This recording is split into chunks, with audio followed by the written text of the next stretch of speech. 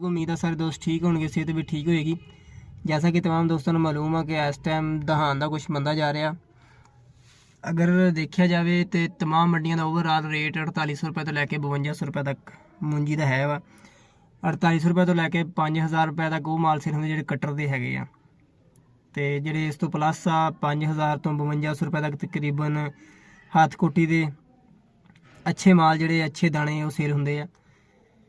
ਅਗਰ ਗੌਰ ਕੀਤਾ ਜਾਵੇ ਤੇ ਤਕਰੀਬਨ ਉੱਤੇ ਵੀ ਮਾਲ ਸੇਲ ਹੋ ਰਹੇ ਇਸ ਤੋਂ ਤਕਰੀਬਨ 53-5400 ਤੱਕ ਵੀ ਮਾਲ ਸੇਲ ਹੋ ਰਹੇ, ਲੇਕਿਨ ਰੂਟੀਨ ਤੇ ਕਾਰਿਆਂ ਦੇ ਸੇਲ ਹੋ ਰਹੇ ਤਕਰੀਬਨ 1.5-2 ਮਹੀਨੇ ਦੇ ਕਾਰੇ ਤੇ ਇਸ ਤੋਂ ਉੱਪਰ ਸੇਲ ਹੋ ਰਹੇ ਆ।